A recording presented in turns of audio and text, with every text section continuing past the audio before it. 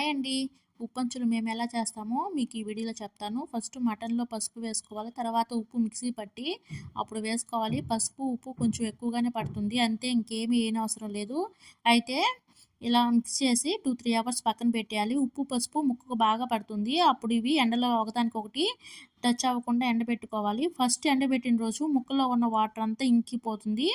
ఆ రోజు ఈవినింగే ఈ మటన్ను చిన్న చిన్న పీసెస్గా కట్ చేసుకుని 4-5 డేస్ ఎండబెట్టుకోవాలి. ఇవి బాగా డ్రై అయిపోయాక ఒక డబ్బాలో స్టోర్ చేసుకుంటే 2 మంత్స్ వరకు పాడవకుండా ఉంటాయి. వీటితో ఏ రెసిపీస్ చేస్తారో మీకు ముందు వీడియోస్లో పోస్ట్ చేస్తాను. మా ఇంట్లో అయితే ఎండ చాలా తక్కువగా పడుతుంది. ఎండ బాగా పడే చోట పెడితే 3 డేస్కే డ్రై అయిపోతాయి.